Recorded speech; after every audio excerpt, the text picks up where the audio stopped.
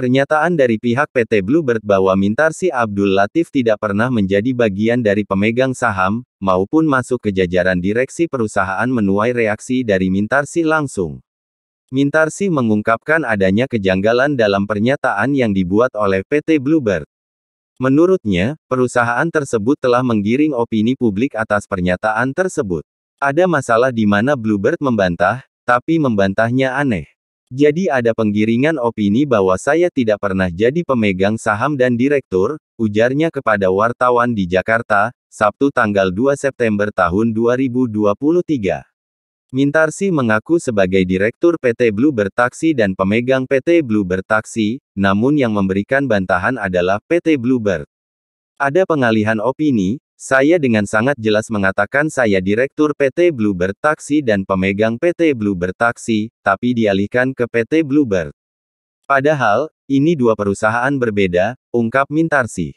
Sehingga kata Mintarsih, mereka bilangnya saya tidak pernah menjadi direktur PT Bluebird, itu pengalihan opini, bebernya. Sebagaimana diketahui Mintarsih didampingi Kamarudin Simanjuntak selaku pengacaranya melaporkan Purnomo Prawiro Mangkusujono ke Bareskrim Mabes Polri dengan nomor LPB 2168/2023 SPKT BARESKRIM Polri tanggal 2 Agustus tahun 2023. Untuk diketahui begini sejarah singkat PT Bluebird Taksi. Awal pertama berdiri adalah PT Bluebird Taksi. Setelah 30 tahun secara diam-diam, 2 dari 8 pemegang saham mendirikan PT Bluebird tanpa kata taksi, yang tidak dapat dibedakan dari PT Bluebird Taksi karena melayani semua pelanggan PT Bluebird Taksi menggunakan logo dan merek Bluebird, pool, gedung Bluebird, nomor-nomor telepon, sistem radio, sistem komputer, bengkel, pengemudi, karyawan dan lain-lain, demikian dijelaskan Mintarsih. Dengan alasan kerjasama manajemen, kata Mintarsih yang hanya disetujui secara diam-diam oleh dua pemegang yang bersangkutan serta putra-putrinya, 10 tahun kemudian, PT Bluebird tanpa kata taksi dijual ke masyarakat dengan nama PT Bluebird. Maka perlu dipertanyakan apakah PT Bluebird merupakan perusahaan di dalam PT Bluebird Taksi.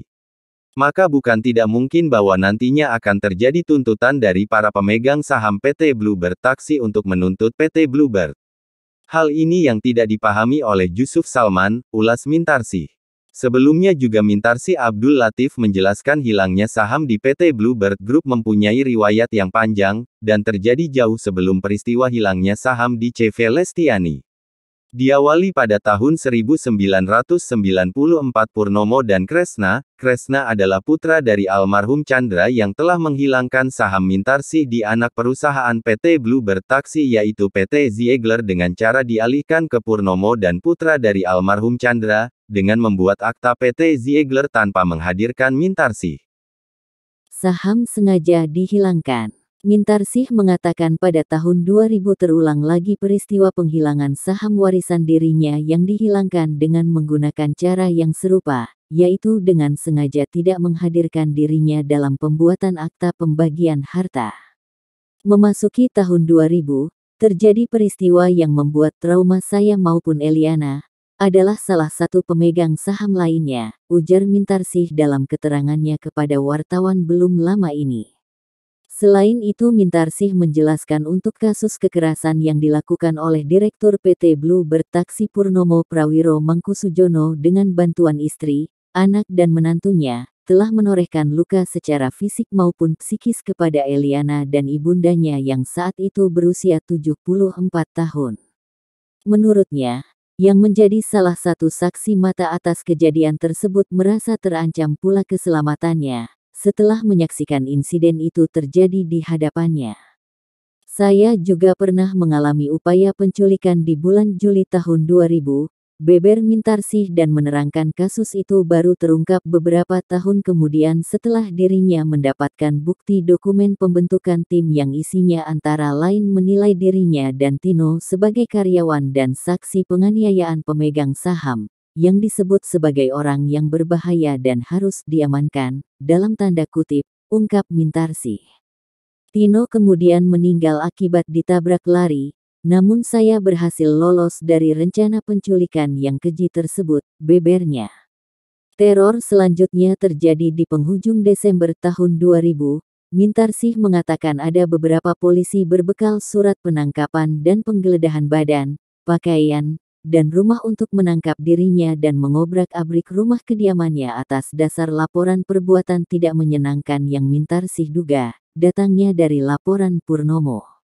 Akhirnya pada tahun 2001, saya mengajukan pengunduran diri dari kedudukannya sebagai wakil direktur di CV Lestiani, yang memiliki saham di PT Bluebird Taksi hingga berdasarkan persentase saham kepemilikan. Berarti pula bahwa Mintarsih memiliki 15% saham di PT Bluebird Taksi dan 6,67% saham warisan, tuturnya. Mintarsih mengatakan kira-kira 12 tahun kemudian Bluebird berencana menjual sahamnya ke masyarakat untuk keperluan tersebut. PT Bluebird Taksi yang sudah tidak sah dari tahun 1995 sampai 2013 terpaksa mendaftarkan perseroan di Kemkumham. Dari upaya ini baru terungkap bahwa saham saya di PT Bluebird Taksi telah raib, ungkap Mintarsih. Mintarsih mengatakan bahwa cara yang dilakukan mirip dengan penghilangan harta Mintarsih sebelum-belumnya, yaitu membuat akta perubahan CV Lestiani secara diam-diam dan rahasia tanpa menghadirkan Mintarsih. Rupanya cara ini ampuh. Dalam hal ini saya menggugat sampai 2 kali, namun sayangnya putusannya tidak menang dan tidak juga kalah, ungkapnya.